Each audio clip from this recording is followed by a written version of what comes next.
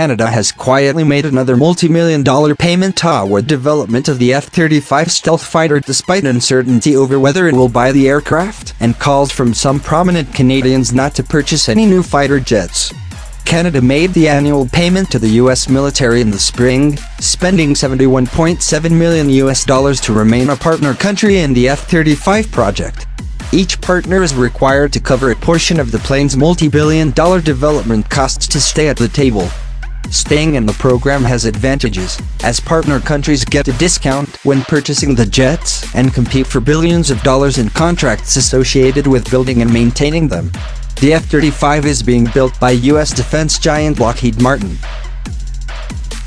Ottawa is poised to announce later this year which fighter jet will replace Canada's aging CF-18 fleet. The government is planning to buy 88 new planes at an estimated cost of up to $19 billion. The F-35, which is built by U.S. defense giant Lockheed Martin, is competing against American rival Boeing's Super Hornet and the Swedish-made Saab Gripen.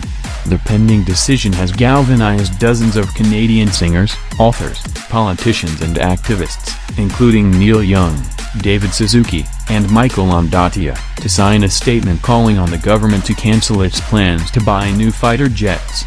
The expensive weapons are largely useless in responding to natural disasters, providing international humanitarian relief or in peacekeeping operations, the statement reads. Nor can they protect us from a pandemic or the climate and other ecological crises. The signatories also argue fighter jets contribute to climate change, and that the real cost over the full life of the planes will come to nearly $77 billion, money that would be better spent on other priorities. Instead of purchasing 88 new fighter jets, let's use these resources for healthcare, education, housing and clean water, reads the statement organized by the No Fighter Jets campaign. At a time of health, social and climate crises, the Canadian government must prioritize a just recovery, green infrastructure and invest in Indigenous communities. The government has defended the need for fighter jets to protect Canada and North America, and to conduct military operations abroad. Experts have said not having fighter jets would leave the defense of Canadian airspace to the United States. The Conservatives under Stephen Harper announced plans to buy a fleet of F-35 fighter jets on a no-tender contract, but scrapped those plans after the full price was known.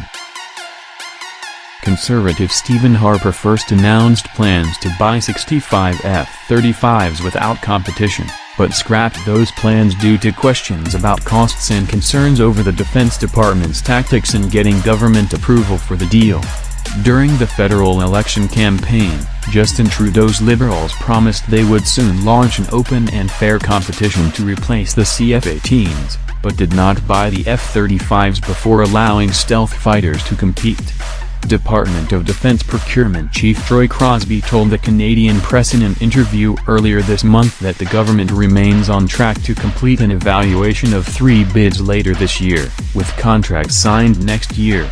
The first new aircraft are expected to arrive in 2025 and the last in 2032, when the CF-18 will be around 50 years old. While the new payment brings Canada's total investment in the F-35 to $613 million since 1997, the government says Canadian companies have also secured more than $2 billion in production and maintenance contracts related to the stealth fighter. Canada's participation in the program allows companies in Canada to benefit from contracts, Department of National Defence spokesman Daniel Leboutillier said in an email.